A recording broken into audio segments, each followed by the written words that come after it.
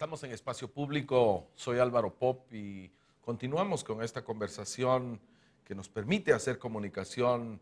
Comunicación es la fuerza de nuestros derechos, hay que usar estos espacios precisamente desde la perspectiva que tenemos en TV Maya para lograr ampliar la posibilidad de nuestros derechos, derechos de pueblos indígenas, derechos de ciudadanía y realmente hacer una Guatemala diferente a lo que hemos encontrado. Hablamos precisamente de la participación de las mujeres mayas, de las mujeres indígenas y dejamos en el bloque anterior la pregunta, ¿un partido político indígena? ¿Esa es la respuesta a un país como el nuestro, a un país como Guatemala? Mira, más que una respuesta, creo que es una opción fundamental en Guatemala también.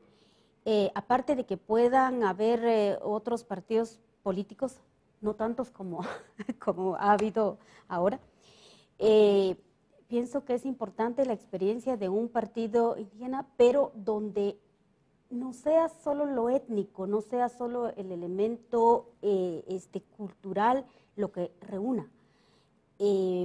Han habido experiencias en otros países donde la participación de pueblos indígenas recoge también otros planteamientos en términos sociales, un proyecto político incluyente donde, por ejemplo, este elemento que venimos hablando de la participación de mujeres también forme parte del proyecto, la participación de jóvenes.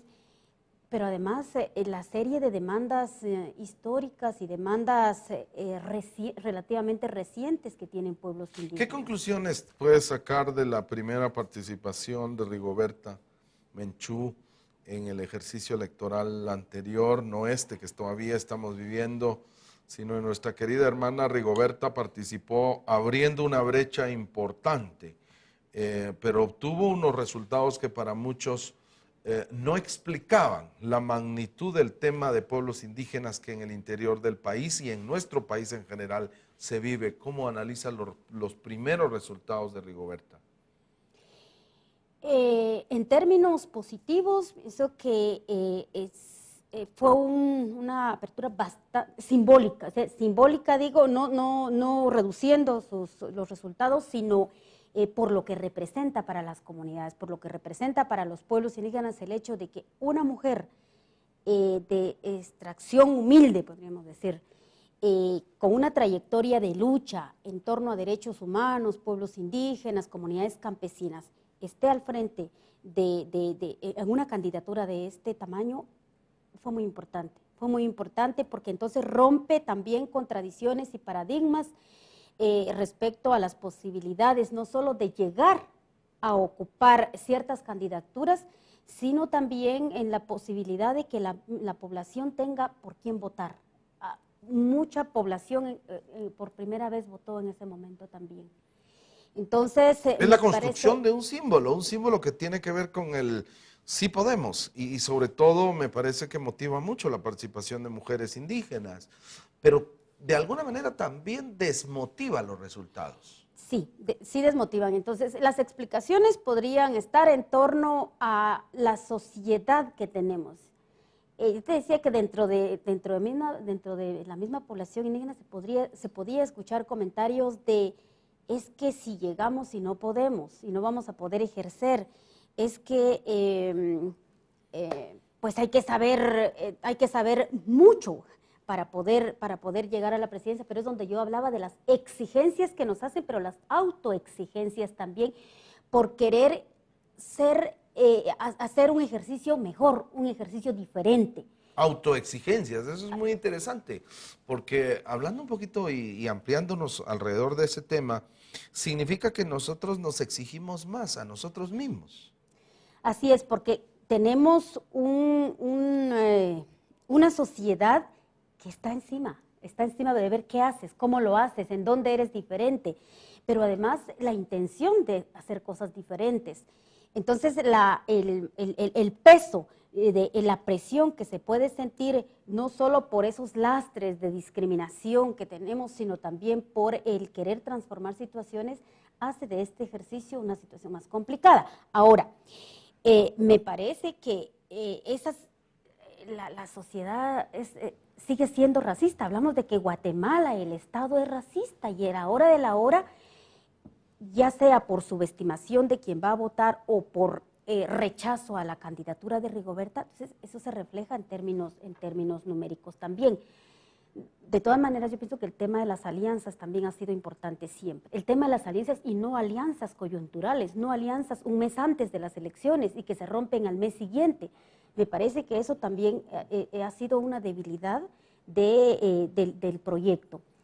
Víctor Hugo Cárdenas en una ocasión decía la dirigencia indígena en nuestros países hace algunas décadas fue la base que empujó el proyecto de izquierda. Hoy, como el caso de Bolivia y como el caso de Guatemala, la dirigencia indígena es la que jala a la izquierda que se empieza a caer. Que es efectivamente así. El caso de Guatemala es particular, precisamente porque Rigoberta encabezó a toda la izquierda, o más o menos toda la izquierda, unida, que desde mi punto de vista es un logro, pero también un reto. ¿Qué interpretación le das a ese ejercicio y a los resultados? La cuestión esta del liderazgo, yo creo que Rigoberta ha tenido una trayectoria bastante reconocida a nivel internacional, pero el dicho de que nadie es profeta en su pueblo, lo vemos acá también. Hay un reconocimiento a una trayectoria, a su capacidad, incluso un reconocimiento al discurso que ha mantenido en todo este tiempo, pero que en Guatemala, no solo por ser guatemalteca, sino por ser mujer y por ser indígena, se demerita. Y no es un caso solo de Rigoberta, se puede encontrar en los pueblos con relación a quienes han sido candidatos o candidatas. En los pueblos hay muchas críticas hacia ellos o ellas también. Sin embargo, sí me parece que el que haya logrado aglutinar, el que le hayan demandado ponerse al frente también, es algo positivo. Muchas personas en Guatemala ven a Rigoberta como una representante de pueblos indígenas, pero otros también la siguen viendo por su trayectoria en torno a derechos humanos, en torno a derechos de organizaciones campesinas, y por ahí le exigen también. Por eso decía también, aquí no es solo la cuestión de dirigencia indígena, sino la base de las organizaciones de izquierda, la base de las organizaciones indígenas son personas indígenas y la mayoría campesinas. ¿Que pasó algo con el voto? ¿Qué sucedió con el voto? Entonces voy a esto, al tema de las exigencias que se hacen en torno al programa de gobierno. Y una cuestión que me parece una debilidad del mismo sistema es que no le permitió a todos los partidos políticos dar a conocer su programa y su propuesta en la misma dimensión. Los mismos medios de comunicación estuvieron presentando a 3 o 4 propuestas. Las radios entrevistaban a 3 o 4, casi siempre a los posibles ganadores. Y las otras propuestas, entre ellas las de Rigoberta Menchú y el Frente Amplio, creo que fueron de las propuestas menos conocidas. ¿Cómo la comunidad se va a informar de las propuestas que tienen, si no es a través de la radio, a través, en algunos lugares donde llega también la televisión, si no es a través de las reuniones, pero que necesitan recursos?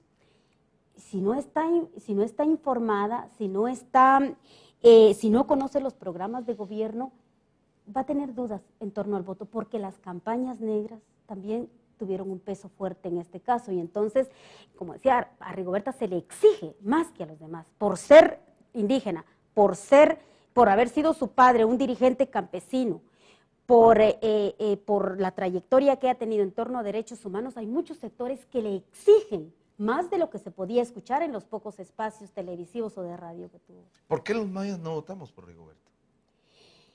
Mira, yo creo que no hay como todos, podríamos decir, por qué los ladinos igual no votan porque no tienen un solo partido. Ella lo decía también y en eso comparto lo que decía. El voto indígena no es un voto étnico, es un voto, no es endosable, es decir, por ser mujer o por ser indígena. El voto de los indígenas, como el voto campesino, como el voto magisterial, como el voto sindical, como el voto mestizo, está dividido. está dividido y entonces vamos tras de liderazgos, de programas de gobierno, de canciones, en fin, ese sistema electoral también estamos inmersos en un mismo sistema electoral todos. Entonces, creo que son retos, son desafíos también que tenemos enfrente, pero que también tienen que, de alguna manera, concentrarse, recogerse en torno a un proyecto, en torno a planteamientos, en torno a agendas. Especulemos un poco. El Congreso de la República tiene una representación del Frente, dos en realidad, si lo vemos URNG, WINAC, hay dos representaciones en el Congreso de la República. ¿La alianza se mantendrá? ¿Qué posibilidades tiene de continuar esa alianza en el Congreso o extraparlamentariamente como un ejercicio de diálogo dentro de la izquierda? ¿Qué futuro tiene esa alianza? Pienso que hay dificultades internas que tendrán que resolver, pero tengo la impresión de que hay condiciones para que sigan trabajando.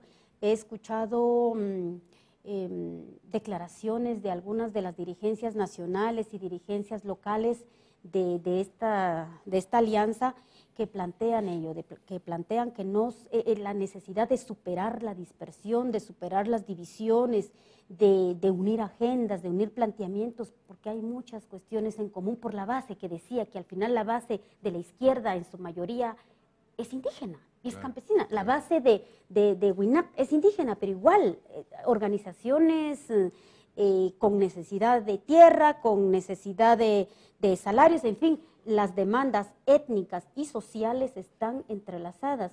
Y aquí viene aquella cuestión de la intersección de los sistemas de opresión social, de género, que afecta a la base de todas las agrupaciones. Entonces, en ese sentido, también las demandas deben también intersectarse.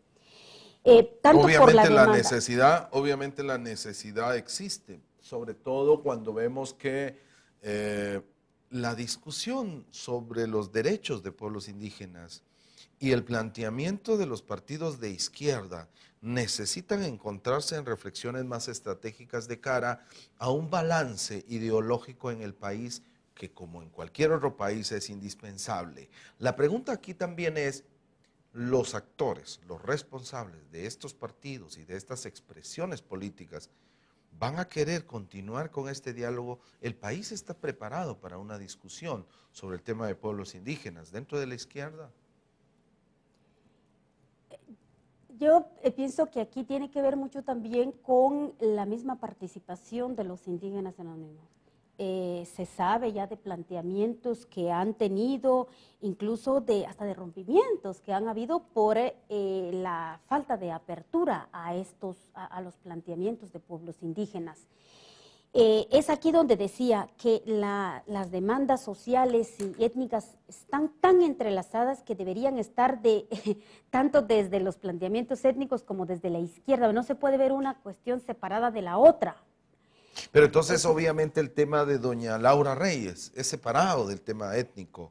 Doña Laura Reyes está participando de un partido que está claramente definido, centro derecha, con un candidato hombre blanco, criollo, que está reconociendo, entre comillas, está dando un discurso de apertura. ¿Cómo leemos esa participación? Sí, por eso en este otro caso hablábamos más de agrupaciones que de alguna manera tienen puntos de encuentro, agendas colectivas que de alguna manera tienen puntos de encuentro. Este otro caso es pues situaciones aisladas. Incluso durante la campaña se criticaba el hecho de que estando como candidata a la vicepresidencia en muchas vallas no apareciera ella. O sea, sí aparece para jalar votos, pero no aparece, o sea, no se visibiliza la participación. Aquí los retos y los desafíos son mayores. Son enormes, efectivamente, los retos. Vamos a ir a unos mensajes y luego vamos a seguir hablando precisamente de esa participación. Muy interesante. Doña Laura Reyes, ¿jalaría votos para su propio partido de ese mundo indígena que está participando de nuevo en un padrón electoral bastante significativo? Regresamos en unos momentos.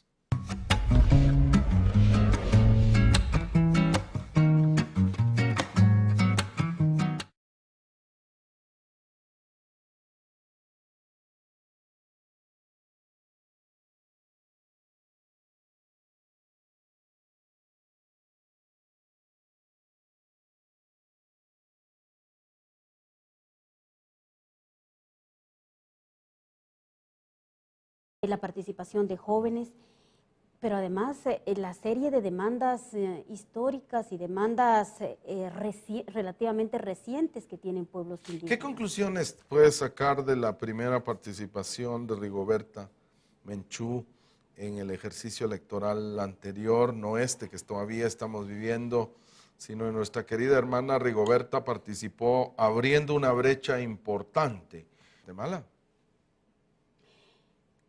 Mira, más que una respuesta, yo creo que es una opción fundamental en Guatemala también. Aparte de que puedan haber otros partidos políticos, no tantos como, como ha habido ahora, pienso que es importante la experiencia de un partido indígena, pero donde no sea solo lo étnico, no sea solo el elemento